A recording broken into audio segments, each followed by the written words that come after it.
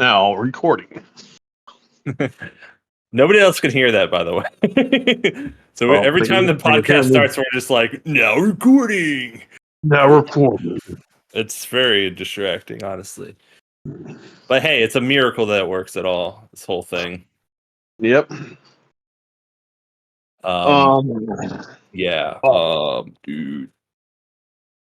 So funny thing, I don't know if I ever told you this, but I don't remember what I was teaching. But one of the last times I was teaching in person, where I had this kid in my class who was fucking. I told you about him. He was fucking brilliant. He loved Borges. Yeah. And he was from Chile or some shit. I forget. Maybe he was Argentinian as well.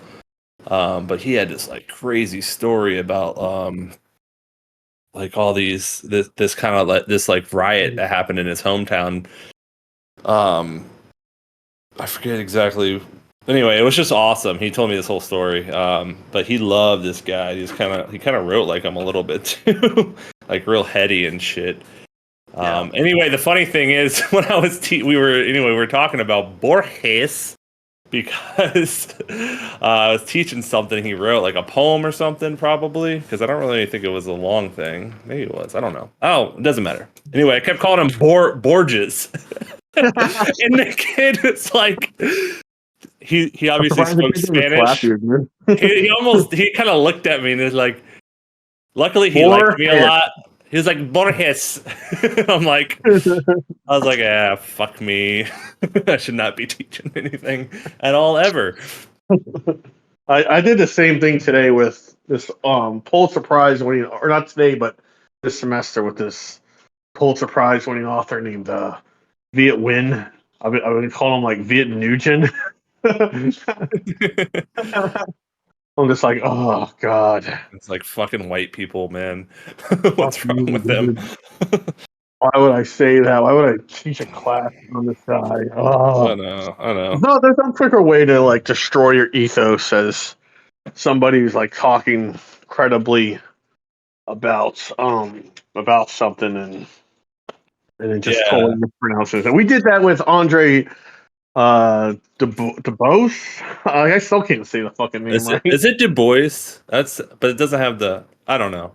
We're just digging a hole right now, Craig. I mean, we need all the ethos we can get. Let's not talk about pronunciations. Well, the funny thing is, the Garden of Forking Paths has like 20 characters in it. Or not 20, but has like 4 characters in it at least that have these fucking like outrageous names. You know, and they're all like part of the problem of trying to teach it is they're all like double agents for like 3 different countries. The protagonist is Asian, but he's working for the German imperial government, and he's in England.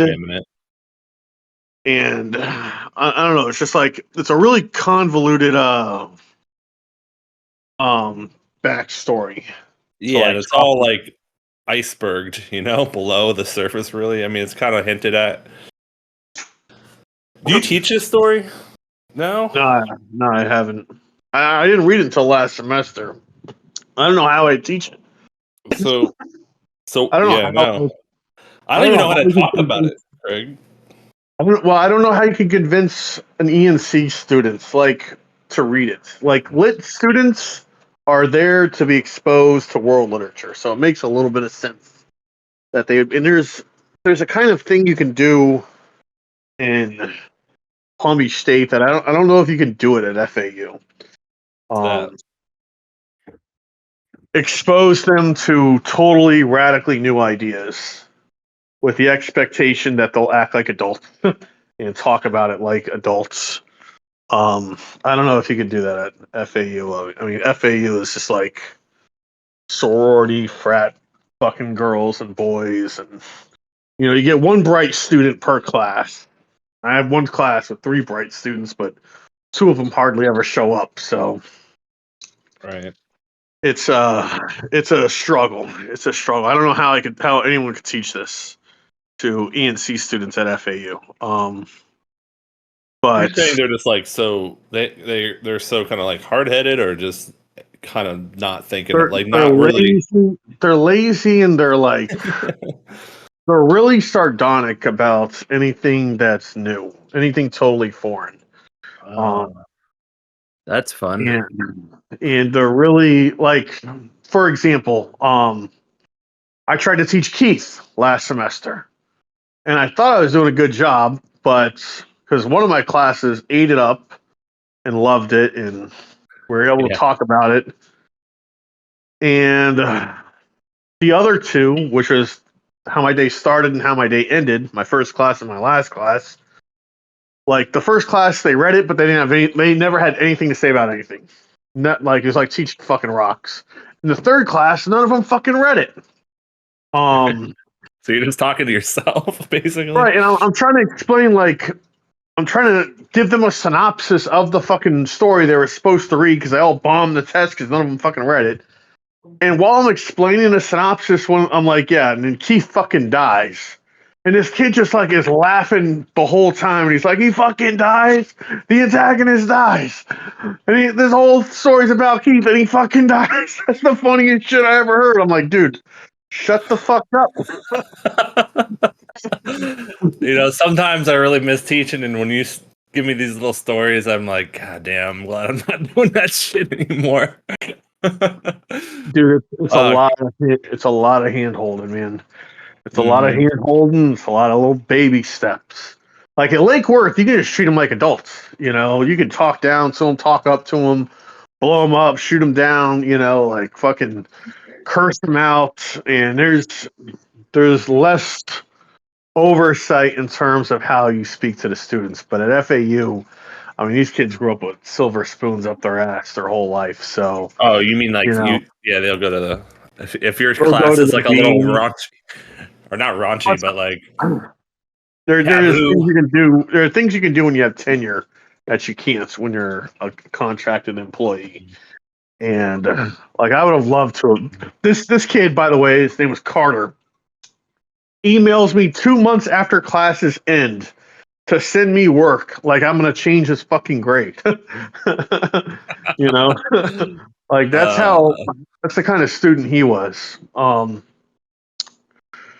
But yeah, so let's see how badly we can fuck all this up.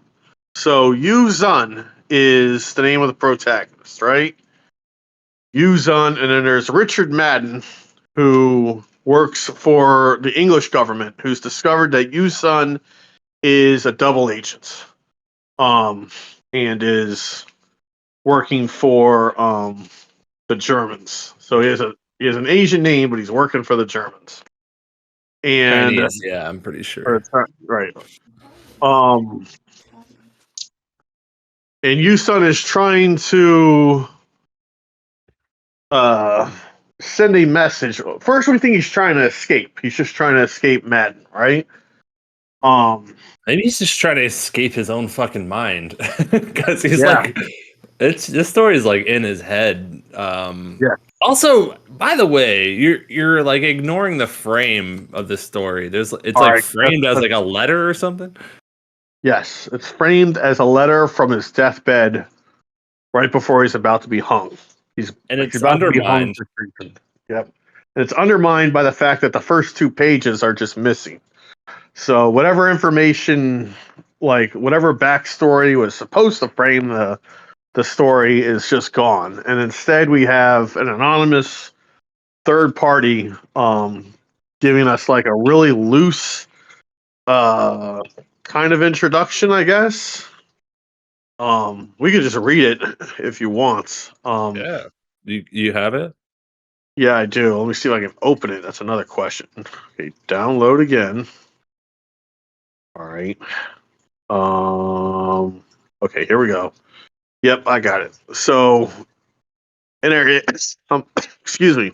In A History of the World, page 212, Captain Little Hart reports that a planned offensive by 13th British Divisions, supported by 1,400 artillery pieces against the German lines at Sierra Montalban, scheduled for July 24th, 1916, had to be postponed until the morning of the 29th. He comments that torrential rain caused this delay, which lacked any special significance. The following deposition, dictated by, read over, and then signed by Dr. Yu Sun, former teacher of English at, I'm not even going to attempt to name the school, cast unsuspected light upon this event. The first 2 pages are missing. So, hey, let me ask you a question. Yeah. You're in a workshop and I bring you a story that starts like this. What are you gonna say to me? I mean, I'm I not have no trying to idea. listen. I'm not gonna say that this most great, I think, pieces of literature, like short stories and poems, kind of, they are unworkshoppable. If you brought a great, it's stupid to think like that. But I just as you were reading it, I was like, when I first read this story. For the very first time going in blind, I'm like, what the fuck is this? Like, I literally thought that. I was like, I don't know about this shit. He's kind of like, I don't know. He's kind of, it's that word that keeps coming to mind, like undermining the story. Yeah. But it does make the story more complicated because it ends in a similar way. Right. It's already a kind of a complicated story, but It is. It's a very complicated story. Just talking about the plot of this story could take us the whole hour. Even though the plot isn't like I mean, I guess by plot I mean the backstory of everything and the story of Susan's great grandfather and with the right. Garden of the Forking Paths and trying to decipher like that whole enigma, that whole like side plot or subplot. Well, to simplify it, the forward action of the story is The forward pretty action of the story straightforward. is as straightforward as it gets. So the dramatic presence of the plot is as simple as it gets. This guy discovers that one of his colleagues has either been captured or killed by Madden, and that Madden knows that he's a double agent, the protagonist, and is coming to kill him or capture him. And he's trying to send some kind of signal to the Germans to tell them when to, or to tell them what town to start bombing. Or so we think. He's either trying to do that or he's trying to escape.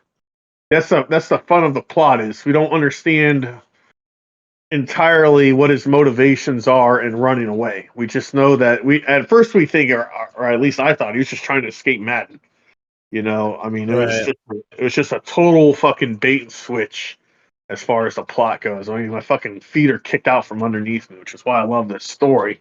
Well, I don't. It's not a lot of logic to it for me. Like I'm not exactly the most logical person to begin with, but like, I'm not really sure why. Like, I'm not sure what he's doing on the train with Madden, and then he gets off the train, and then all of a sudden, that's where the story kind of takes the turn with what's the character's name? Craig, Stephen Albert's house. Right, Albert. He goes to Stephen Albert's house, and then this whole like weird like backstory is introduced with his father or grandfather who wrote this book. It's you mentioned it on the phone earlier. It's like it's just so dreamlike. Like the character's in his head, right? It's the Yep. definition of a dream. But the character's like in his own head, and he's kind of. I'm rambling. You know what this story reminded me of? It reminded me of The Stranger by Albert Camus. Yes. And Yeah. it's like the fucking meth head version of that story. It's like that whole like 100-page novella in like 7 pages.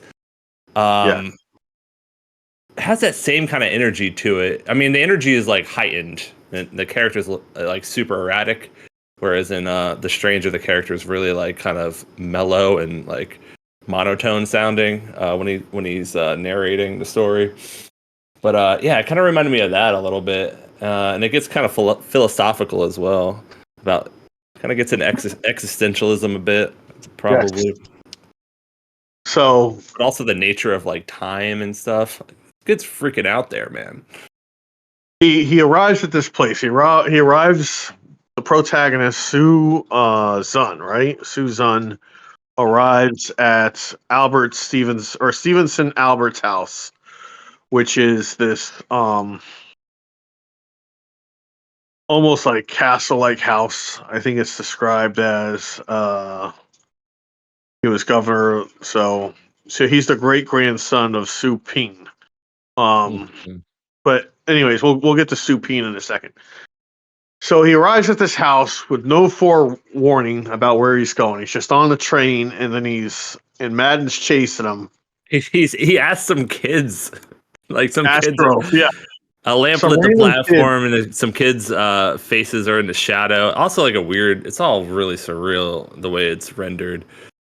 These kids are in shadow. Are you? And they just ask out of the blue, literally, "Are you Astro. going to Stephen Albert's house?" And they give him directions to the guy's house. And he's like, "Yeah, I guess so." It's like dream logic. It's like, "Yeah, I am Yep. going to that guy's house." And it turns out this guy's like he's a sinologist expert in I looked it up, Chinese language, literature, history, and he knows this guy's granddad. He's like telling him all about him.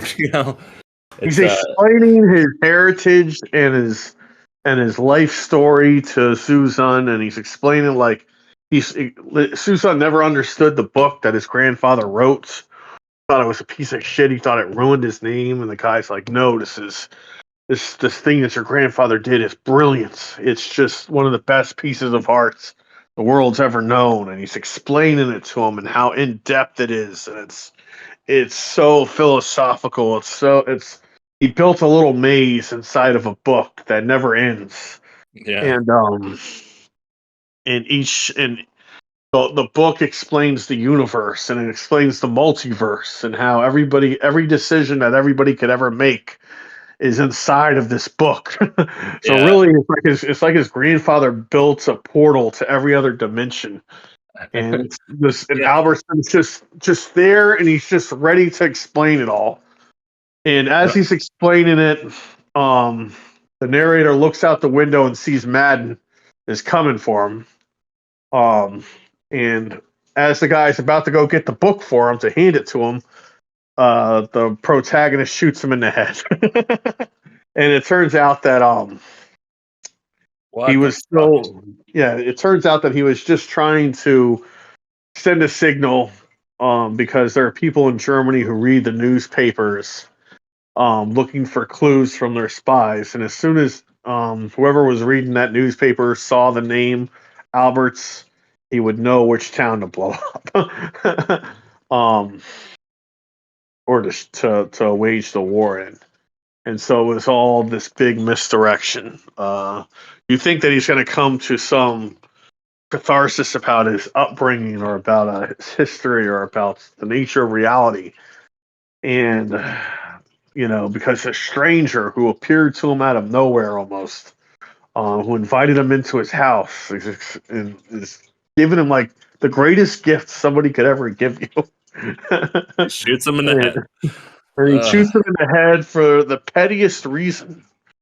Um, just I, to just to get back at Madden, really is. So that's what I've been wondering is, um, I read this again, and uh, I was trying to figure out why he did this. So this is on page 2. It says, "I'm a timorous man. I can say it now that I've brought my incredibly risky plan to an end. It was not easy to bring about, and I know that its execution was terrible. I did not do it for Germany, no. Such a barbarous country is of no importance to me, particularly since it had degraded me by making me become a spy. Furthermore, I knew an Englishman, a modest man, who, for me, is as great as Goethe. I did not speak with him for more than an hour, but during that time he was Goethe. I carried out my plan because I felt that the chief had some fear of those of my race, of those unaccountable forebearers whose culmination lies in me. I wished to prove to him that a yellow man could save his armies. Besides, I had to escape the captain. His hands and voice could at any moment knock and beckon me at my door." So he did this just to prove how um that Asian people are worthy of serving in his army, and just for his own race. But what's funny about that is that the reason he did this, and the reason that he feels so insecure about his race, in part, is because of his grandfather and because of that book. You know, um, which he felt like spoiled his name. So I don't know. It's so funny and ironic in this like wry way, I guess, that as the book's beauty and majesty are being explained to him, he's not hearing a word of it. And he just shoots the guy in the head, like yeah. I don't know. It's all you gotta like. To me, it's like the earliest version of this joke that what was that comedian's name? He just passed away. He played the parrots in Aladdin. This brilliant show. Godfrey. Godfrey. Gilbert Godfrey, yeah, Gilbert Godfrey. Yeah. So Gilbert Gottfried has this joke, which is really like a cousin of this story, and it's called The Aristocrats, and I'll tell it to you if you want. Go for it. It'll help you. I think it'll help you understand the story a little bit. So the Aristocrats, all right. There's this circus performer, or this circus magistrates. This guy who people perform in front of him, and he decides whether or not they can be on stage, or whether their act will go anywhere. And his family shows up before him: the mother, father, sister, brother. The whole family shows up, and they're like, "We have this great act, and it's called The Aristocrats, and it's something unlike anything you've ever seen." And the magistrate is like, "All right, perform it for me. I'll decide whether it's any good or not." The father's like, "I thought you'd never ask." And he tells everybody in the family begin, and everybody in the family just strips off their clothes and starts fucking each other. The father's fucking the mom, and the kid's fucking his sister up the ass, and the sister's eating the fucking mom's cunt out, and then she's eating her asshole. And the father's, he comes into his wife's fucking face, and as soon as he finishes coming, they all switch around and they're fucking the other one, and the dad's fucking the son up the ass, and the son fucking his mom. And before it's all over, they're all just covered in cum, and it's still not over. The fucking mom's on her period, and she's squirting her fucking period juice all over her fucking son, and the son takes a shit on the floor, and the daughter fucking starts licking it up, and then they bring a rat somehow into the act, and the rat fucking throws up, and the fucking mom's pussy, and the daughter's licking it up, and the father starts fucking the rat in the ass, and he fucks the rat to death right there on the stage, and then they all take turns eating the rat and shitting it out and puking it up, and they're all just covered in feces and piss and shit, and they've all been fucked in every hole, and everybody's just covered with every excrement on the fucking face of the earth. And hey, congratulations, Craig! You just provided the world of YouTube with blackmail for the rest of your life. Take that out of context. They all fall to their knees and they raise their arms and they're like, "Ta-da!" And the magistrate's clapping his hands, and he goes, "Jesus Christ, what do you guys call that act?" And they go, "Oh, it's called The Aristocrats." I imagine Gilbert Godfrey has the delivery for that last punchline. Called The Aristocrats. Wow. Okay. So I don't think I understand this story much better now. You got something to tie that all together?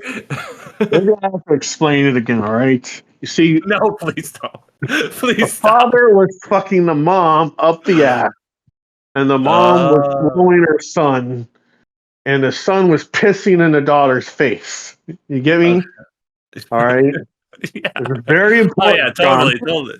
Borges was totally channeling this joke into the future, right? It goes with that's what it is. Yeah, he's channeling this joke because everything's happening all at once.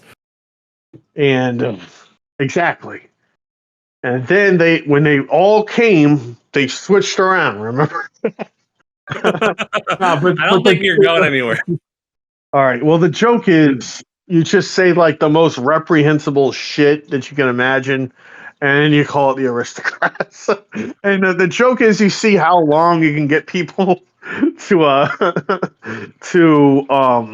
to listen to like vile, disgusting shit. They just walk You out. know, yeah, make the fucking joke like 10 minutes long.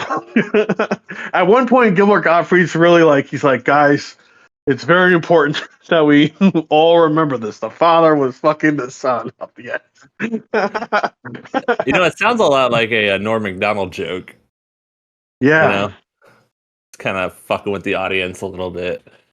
Well, that's the point of the story. It's just to fuck with people, man. Just to fuck with the audience. You know, it's you subvert expectations. Everybody, because over here we've been so conditioned to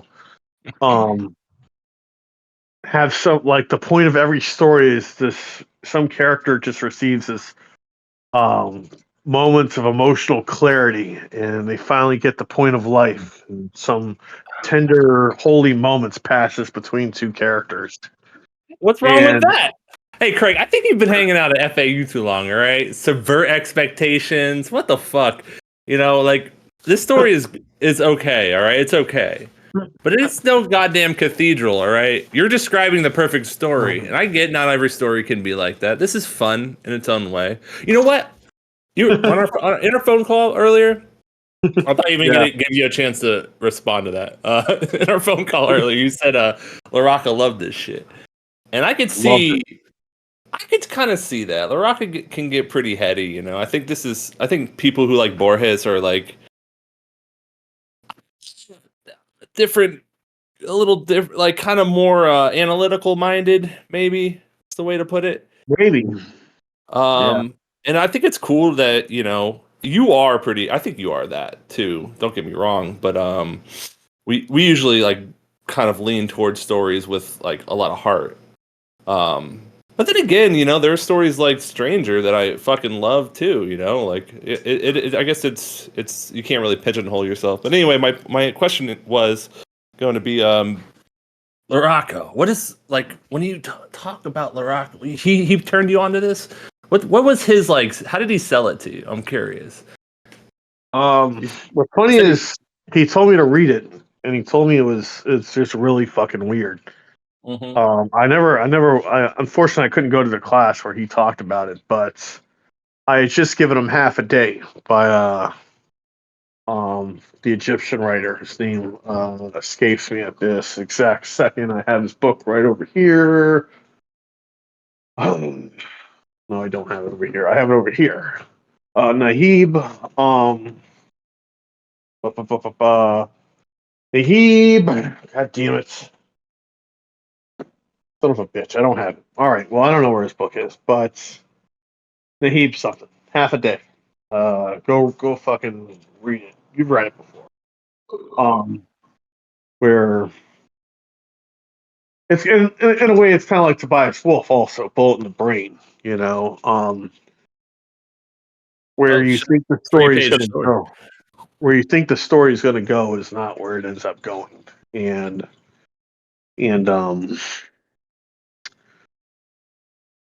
I don't know. There's something to be said as far as what art is supposed to do. So me and you, yeah, we're the kind of guys like we want to be moved to tears by the understanding of what the characters have had to endure. But a lot of art is also just like sweeping the feet out from under the reader's fucking legs. You know. No,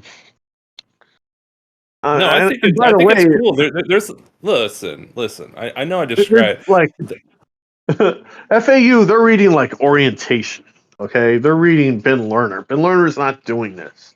You this know, is different. Yeah, this is different than your average like philosophical gobbledygook. You know, like it was even my. I was about to say is my first read. Even my first read through. There's certain lines that come out at you, and you're like, oh, like it makes you start to think. You know, in a There was way, this it's a one. refutation of all that too. You know, the guy who's spitting all the philosophical gobbledygook is the one who gets shot in the fucking head. It's a good point. You It's a know, good point. I think in a lot of ways, for as heady as Borges, how do I say it? Borges. Borges. Sorry. For as Hating heady as he myself. was, and you can clearly see it in the prose, he is definitely somebody who's more of a thinker than a feeler. By the way, this has also been transcribed. We don't know from Oh, Spanish to English, so we don't know. Like in Spanish, this may all be a lot more. Um, this may read a lot different than it reads. yeah. Yeah, that's But true. I mean, I don't know. Like it's a lot of fun. It's a story you read for fun. You know, um it's not one that you read to fucking be in awe of the mystical fucking transcendence of the author and the author's understanding of life and of love and of tenderness. Yeah. It's like here's a guy who just was in his head a lot and wanted to write a refutation of art that was up its own ass. um, and so you think that the art's going to go that way, but it doesn't. It takes this really bleak, dark turn. It's really more like Well, Edgar Allan Poe than it is mm, like that other author I just named Nahib, Half a Day. you gotta Um, wonder how much is lost in the translation of it, because the way it's written is very analytical. I don't know. It's like practical. It's like the person who is interested in the philosophy. That's when the writing kind of gets interesting. You know, when Albert's talking. yeah, For me, that's when it kind of gets interesting. Like the descriptions and like the narration is kind of flat.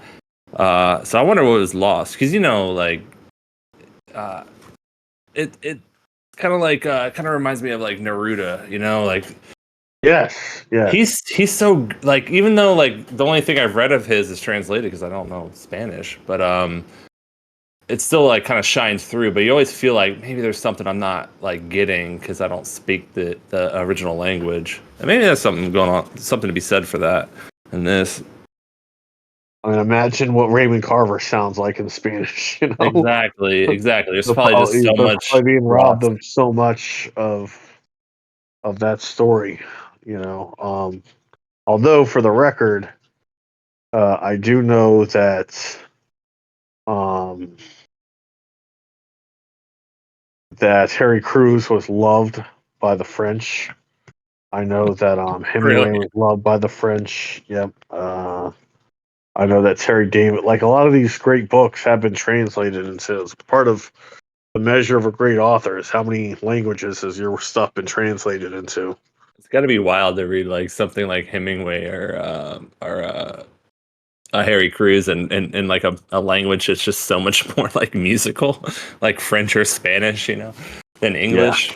Especially people who wrote like very plainly like that. It's got to be wild to read that. and it's you know part of the fun of branching out of from American literature a little bit is understanding a little bit more of the philosophy of other cultures. So Borges was from Peru, right? Argentina. Argentina.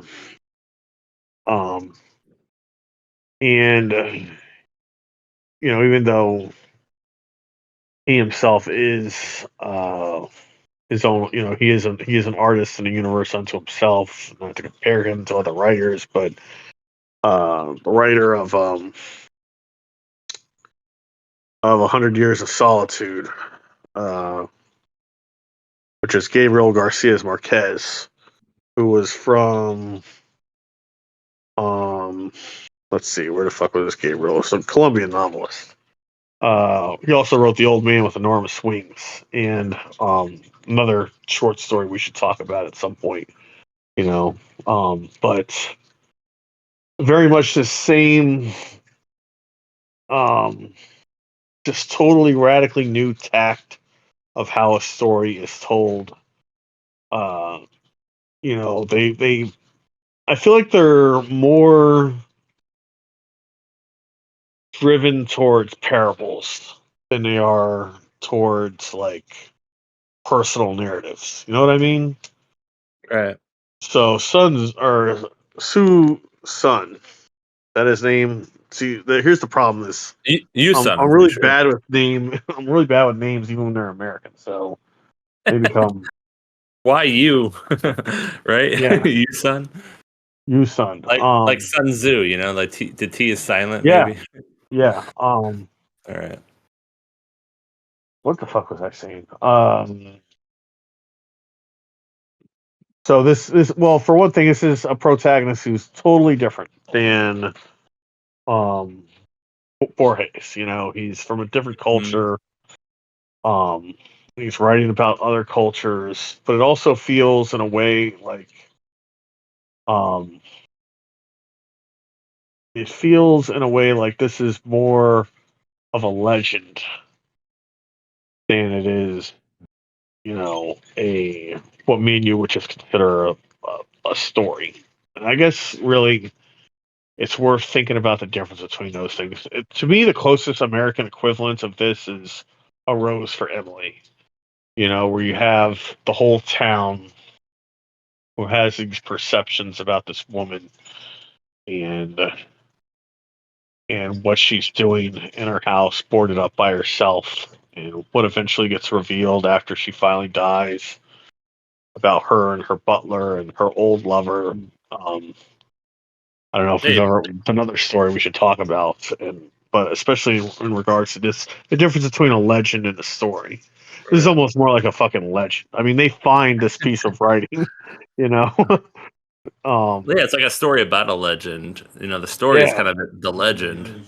The plot of the story, I mean, it's still a story though. There's a little plot there, and like some shit happens, and But you're right. There is like a little bit of lore that's left unsaid about the story, um, because of how it's framed, as we talked about. Hey, give me a second. I'll be right back. I have a question for you though. all right. One sec. One sec.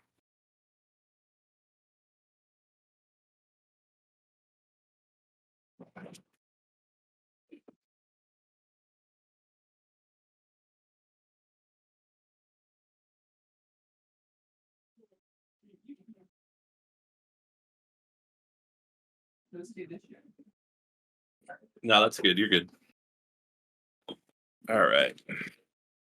Um, so Borges lived from till like 87 or so. What did it say? Yeah, I All think he right. was a librarian, by the way. Also, Really? yeah, even when he's a world famous author. I actually had a buddy who I went to MFA with who came. We did like this bike ride last week. Uh huh. He's a fiction writer. He also works at a library. It's pretty cool.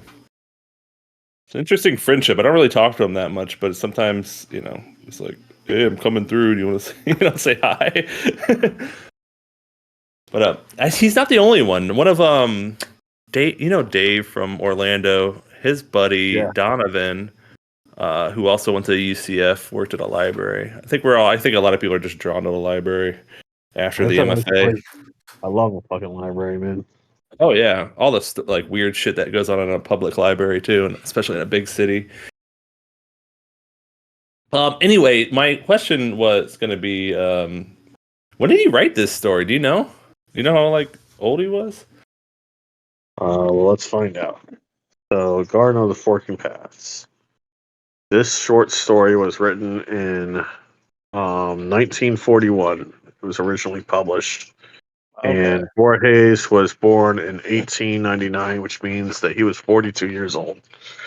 I wonder how many scientists were talking about the multiverse, theory back then, because it's presented clear as day in this story, right? The branching timeline thing, like Right. every possible thing is happening all the time, all at once. And the line that like struck me when it comes to that is it's kind of something we talked about in terms of like how to write a story. When we were talking about Philip Roth's Conversion of the Jews, because I was like, man, the story is just like perfect. Like every decision that is made is perfect. And if he makes one wrong choice, then and so much of writing is like, if writing fiction, I think is like, especially is about that. Like I guess poetry too. You get on a granular level, like line by line, you have to make choices that make the poem work.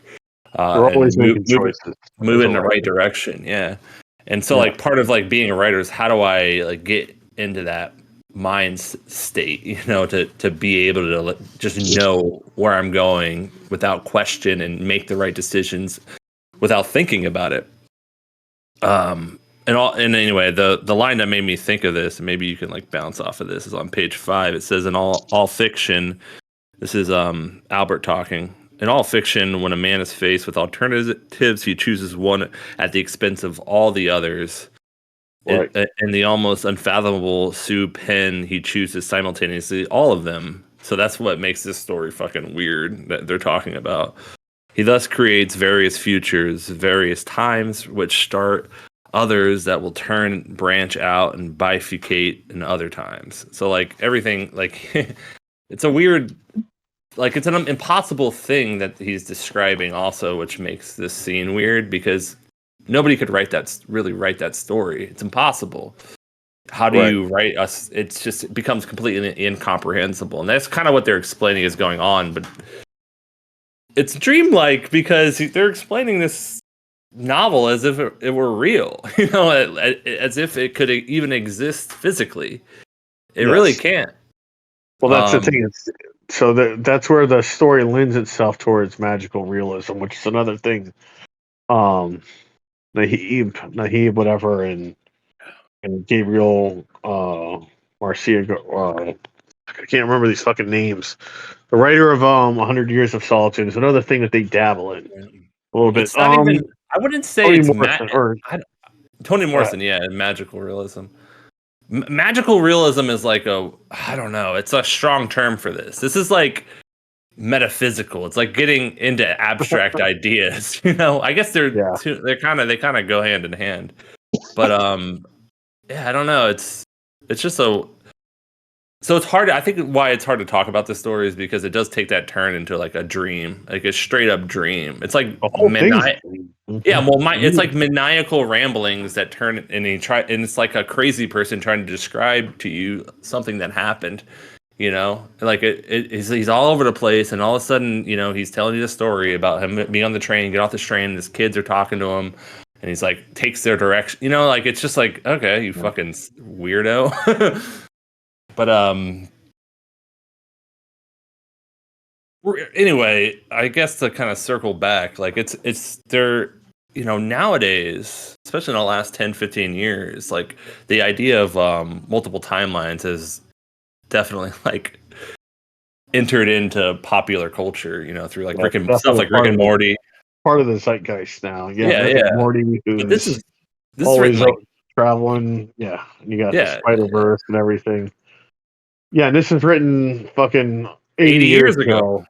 Fuck. They were already like obsessed with this concept that everything that ever could happen or ever will happen is happening somewhere. Right. Because reality is infinite. It's not finite.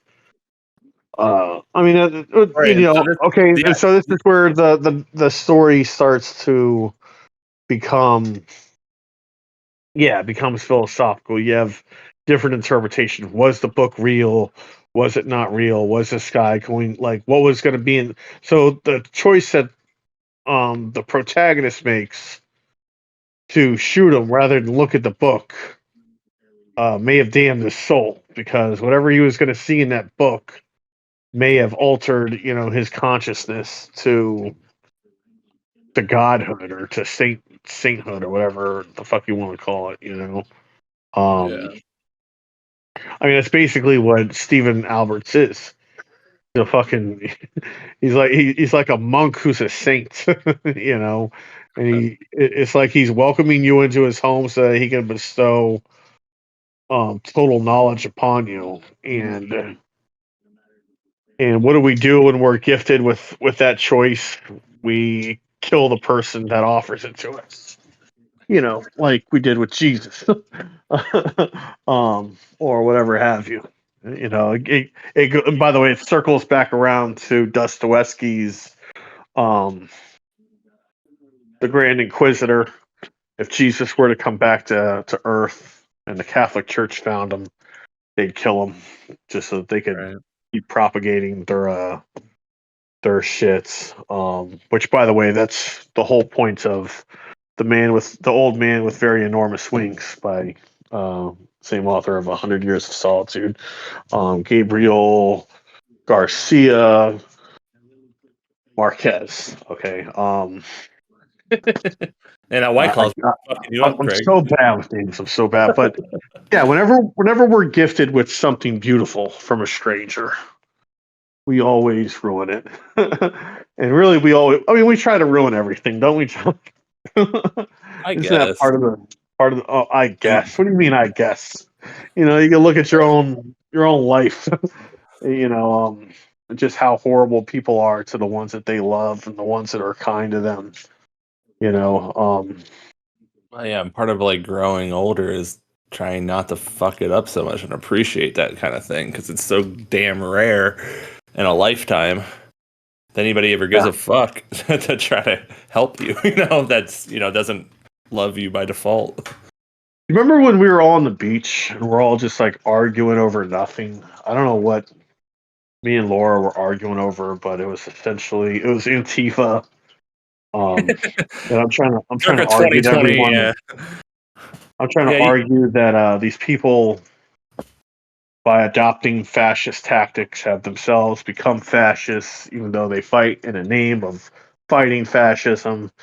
And everybody's mhm. telling me I'm full of shit. And we're all just like arguing and calling each other names and fucking spitting vile fucking hatred. And this stranger comes up because I'm like, first, you were the one who was like, let's just start reading poems. And I read something by Yeah. Liam Lee about his Oh, father. this is beautiful. Yeah, I remember And the this guy. stranger comes up and he's like, yeah, I just came from my father's funeral. You know, and I hear you out here reading poetry about a father. And I had to come and meet you guys. We read uh Have You Prayed, I Yeah. think, which is about his father, of course. Yeah, that's what it's all about right there, man. That's a moment. I'm glad you brought it up because I almost forgot about it. Oh, it's Weird things happen beautiful. on Delray Beach when you're just getting wild, you know. We got a little wild there, and we had to like rein it in with something that actually fucking mattered. We kept talking politics. That's why you don't fucking get caught up in politics. Just hearing that conversation like places you in a moment in time. You know that I could tell you about when that conversation happened. It was probably within the first year of the pandemic, right? Yeah, it was. Yeah, so I think it was right Probably like before it really got bad, or right yeah, after it really got bad. I know that we weren't on lockdown anymore. I think it was right right, before. right. Um, Yeah, yeah. But because of then you 2020. bring you had this moment like that just transcends all that bullshit. Like literally We all did. had to eat pizza outside. I remember in the Yeah. hall in the alleyway because they didn't want us in the restaurant because of COVID. But yeah, well, my point is, you know, this. So that particular moment, you know, we all ended as friends, and the stranger came into our life and then exited out of it. You know, almost like a saint himself. You know, come to bestow us. I remember I asked him. I was like, "Isn't it strange?" Because I told him, I'm like, "Isn't it strange that me and you could read a poem by Li Young Lee, this Chinese American author who, you know, doesn't even live in our part of the world. He was from Israel, I think. And I think he grew up in New York. His dad moved to Florida during the last parts of his life, which is why they had the funeral down here in Delray. I'm like, isn't it strange that we come from these totally different parts of life, and we listen to Lee Young Lee read, and we listen to his words, and we're all moved by them, even though we're all from such distinct, different parts of the world. And he's like, that's the thing about pain is that it's universal, and people talk about pain if they talk about it honestly. And really, it's what helped me develop my unified theory of writing, which is that any writing that's truly great from the soul always transcends um, the story itself, and it always has larger implications, and it becomes universal. It becomes applicable to everyone, even though we all have like vastly different lives. Right. And that's a great argument against people who think writing personally is like a pigeonholes you or it makes you too specific. If you're writing it about an emotion, pain, I guess it's not an emotion but a feeling, but a grief, I guess, anything like that. Anything true can be felt by anyone. I don't know that Hemingway, by the way, I know for a fact, like Raymond Carver really did have a blind man come to visit him and his wife. And I don't know what transpired on that day, but I know him and his wife both wrote about it, so it must have been something impactful. Of course he did. Of course he did. It probably wasn't as good though as well, maybe, who knows? Maybe it was better. Maybe it was better.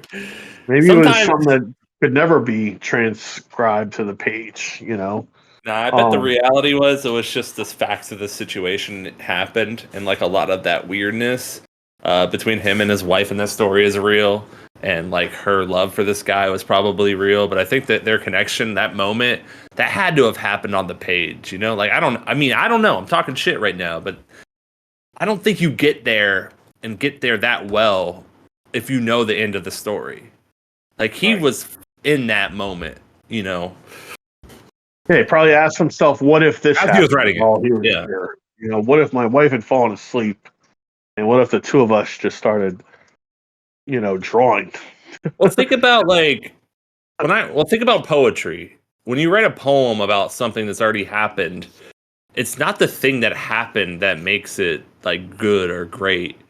It's always the realization you have while you're writing it that makes it good or great. And that's what makes fucking writing poems about about your life so goddamn hard. And it's what makes our discovery of certain writers like Sharon Olds and Philip Levine and even Lee Young Lee to a certain extent, even though he writes a little differently than that.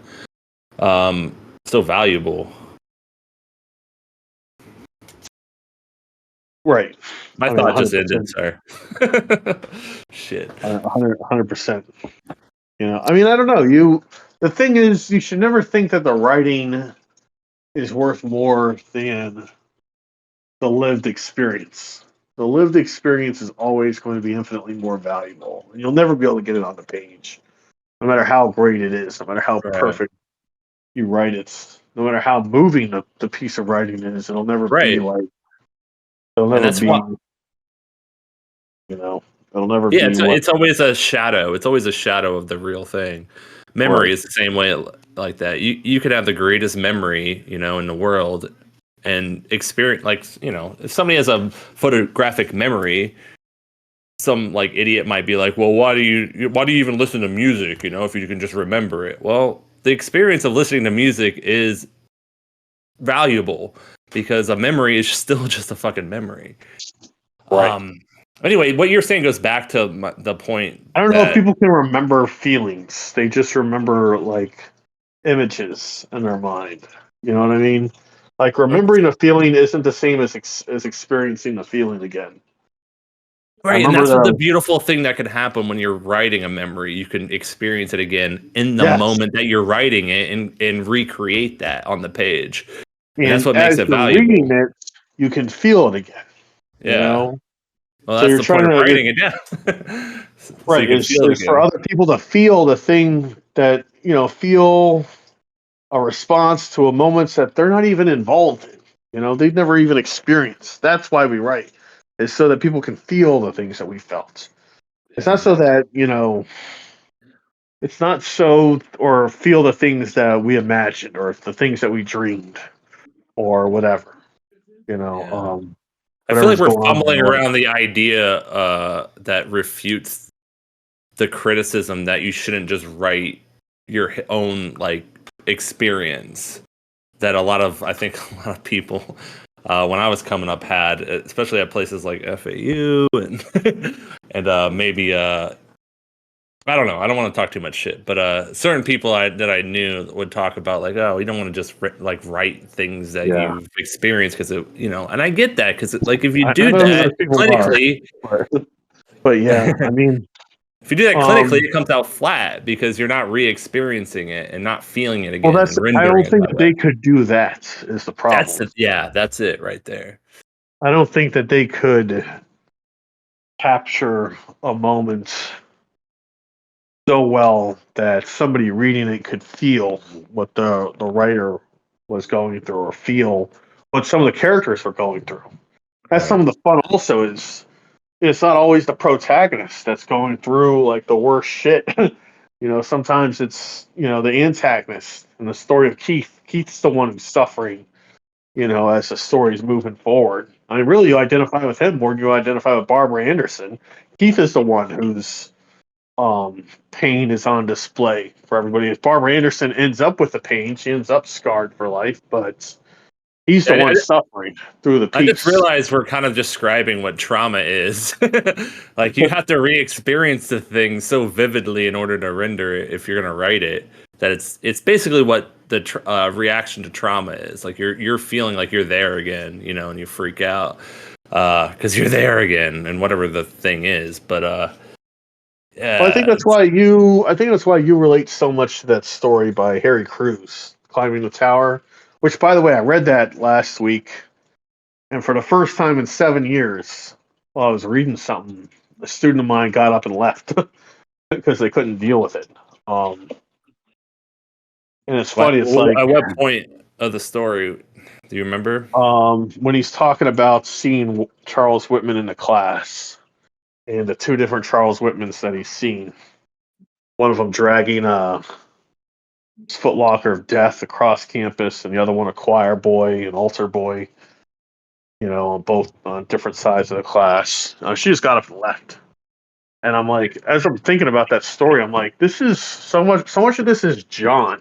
You know, like out of everybody we know, I probably write the most and think the most like Harry Crews, but I feel like he suffered more the way that you suffer in terms of day-to-day existence. Yeah, and constantly struggling with feelings of do I even exist and does any of this even matter? And Oh yeah, oh yeah. you know, Damn, you know me pretty um, good. No shit, right? is all this that we're experiencing just pain prolonged? you know, am I already dead, etc.? Just Yeah. almost suicidal fucking kinds of nihilism just passes through the I feel like story. you might be there a little bit too. I think that happens whenever you lose somebody real close to you or you grew Oh up fuck with, yeah, like your man! brother. Yeah, I've you're like definitely it's been just there. I've because you definitely been there. empathize so well with that person because it's your brother or whatever, your mom. Like, yeah. Anyway, we don't have to get too sidetracked with grief Well, talk, that's the but point, isn't it? Is the I mean, we're talking about philosophy, but we're talking about philosophy from 20 different angles, which is how it happens. Harry Crews' thesis: we're all dead already, and we're just experiencing uh, life. you know, um, with this knowledge that we're all going to die, and if we're all going to die, then we're all practically already there. We're those of us in our middle age, we're closer than the rest. well, You know, that goes along with the story. If everything's happening all at once, then we're right? dead too. As much as we're Yep. living, we're dead. We're definitely more dead than we are living because given the scope of the universe and time, I mean, goddamn, you're just a blip. Yep. Not even. Goddamn, Craig, this got dark as fuck, as usual. Sorry, buddy. No, it's You know, you're not. I'm with you there. I love it. Let's keep at least a daughter and a father aren't like bonding over their going. culpability of the shared murder. See, that's not the thing that fucked me up. It's the fact that I empathized with that, and I was like, "Yeah, totally. That's totally normal." And I was like, "God Well, it damn, I'm is. how I mean, that's fucked." the pain of it. That's the pain of it, John. Is that it is. Is that a lot of fathers would do that for their daughter. A lot of fathers, or even if they wouldn't do it, they'd understand because Yeah. that's what loving somebody is. That's what loving somebody is. And by the way, it's what me and you did so long for our brothers. We tried to cover up their sins for so long, even to ourselves. And discovering writing and discovering the truth is unraveling the bullshit that we've told ourselves and finally displaying it on the page and finally coming to understand that they weren't perfect, that they were deeply fucking flawed, and you know, um, Well, and so are we. right. So Let's are not we. forget, and so is pretty much everybody. Yeah. uh, Really, that's really what I take most umbrage with academia is so many of these teachers, and especially so many of like the grad students, walk around with this kind of like bravado, like they've never, um, they've never done shat anything? themselves Yeah, yeah. in the airport's, Fucked up. lobby. They've never, I don't know, they've never woken up in an alleyway somewhere. They've never fucked the wrong person. They're all just victims. They're all just, victims of circumstance, and they proselytize their victimhood. It's like, no, motherfucker, you're a piece of shit too. That's part Right. of being a human being is being a piece of shit. Well, And all right. I'll push back a little bit on that. It's partly that, of course, and I am a piece of shit, admittedly. But like as you get older, you have to learn from the shitty, stupid mistakes you've made and of like course, do better, go forward. Don't indulge in it and be like, oh well, I did it once, I'll do it again. I got drunk and I pissed and shat myself in my parents' bathroom. I guess that's just who I am. No, it's fucking pushing it back well, against and saying, no, that's not who I fucking am. I made a goddamn mistake. I'm gonna move forward. right. Well, I was really drunk when I did that, by the way, after a night out with you. So, yeah, yeah. We're not Bukowski either. We're not going to right. laud our depravity as some kind of virtue, Well, but Bukowski probably found a balance. I'm sure the depths that he's gone to are unwritable. Like you know what I mean? Like there's something there's some kind of darkness that he probably never even touched in his no. writing. He only channeled it through characters and feeling in his poetry. But and I don't know. I don't want to get too You never get far to the down that bottom rabbit of it hole. all. I guess the thing with Bukowski, I think what he thought was the bigger waste wasn't the drinking or the whoring or whatever. It was the time he spent in the post office and the time he spent selling his life to modernity. I think that was his big crusade was, All right. don't give up your spirits. Don't sell your spirit to these fucking soulless corporations because you never get that time back. I think that was um his big campaign, if you wanna put a word to it. That was what he was fighting most against. And like I can sympathize with that point. Because at the same time he's not saying that he was a victim, he's saying I'm a fool. I'm a fool for having chose, the post office of all fucking things. All right. A place where nobody's ever gotten rich ever, as a delivery man. Um, and Hemingway and Fitzgerald have come to similar conclusions about decisions that they made, even though, the two of them never had to work a job like that. Hemingway married rich, again and again. And Fitzgerald hoard himself by writing shit, and Well, selling shit. that's the bigger sin, I think. Maybe that Yeah, line. By the way, that line in Hemingway in the Snows of Kilimanjaro. yeah, He says, "I love you." The old lie yep, to his wife. yep. That line is so dark, dude. It's so I mean, true, though. it's a dark story. It's a dark Yeah, story. so true to that character for sure. It's a really dark. Which, by the way, That once story we need again, to fucking talk about. We need to stay off Hemingway for a while, but dude, that story is just insane. That story is like one of the best. That's better than both the Hemingway stories we talked about so far, by far. And that's saying something. Those are good, damn good stories. let's talk about it. Let's talk about it next week. No, no. What's I well, mean, maybe, but you like, can only get it out of your system by getting it out of your system, all right? listen. I'm just saying it's a great story. It's like one of it's. Come on, man. It's we Hemingway. haven't talked about Hemingway It's since we started this thing, so because we started with the undefeated. So let's no, do we this. just Snows of Kilman. What are you talking about? motherfucker. We just talked about Hemingway. We did like 2 episodes ago. Did we really? We talked about him again? Two-Hearted River Man. Oh Which yeah. Fuck. I don't want you think I'm talking shit about that, but like Snows of Kilimanjaro is like up there. That's up there with like Old Man in the Sea.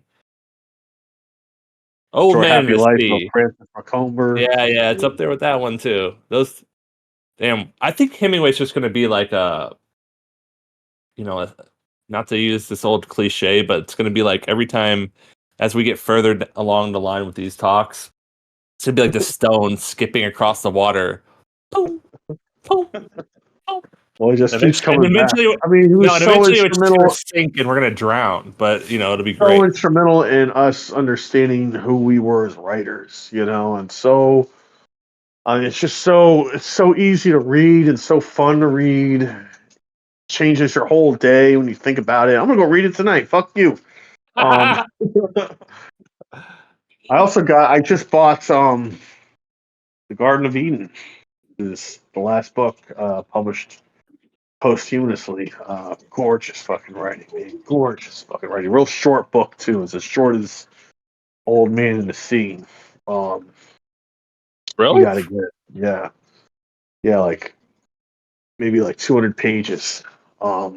Which is where I Well, felt he was at his best. Those 600-page books, man. I don't know. Like For yeah, Whom the not as Bell Tolls. Like listen. pass. Listen, he wrote The Hills Like White Elephants. He should have took a fucking cue. He doesn't need that Yeah, many pages. yeah, The Old Man in the Sea is like 100 pages, and it's it reads like a 4-page book almost, which is a ridiculous thing yeah. to say. I understand, but goddamn, that story is just flies, and it's weird. That's a weird one too because it's like it's just him. Like there's him and the boy for the first like part of it, and then him and the fucking boat and the fucking marlin that he caught, swordfish rather, but. Dude, at some point, we just gotta tackle that book. Oh yeah. We gotta start tackling books, man. All right, Yeah, I know. Well, we'll get there. We'll get there. football about to be on. Huh? Is football about to be on? Is that the signal I just heard? Yeah, I'm looking at the TV. I was clapping earlier because they showed Sam Howell, which is the current Washington quarterback, just looking like a psychopath in the locker room. They had a close up of his face, and he's trying really hard not to look at the camera, and he's just like rocking back and forth. I was like, "Fuck yeah!" Anyway, yeah, I gotta watch this game, man. All right, buddy. Well, you choose the next thing we read. We'll read whatever that is. All right, cool. All right, man. Right, I'll man. talk to you later. You're out. All right, bye. Peace.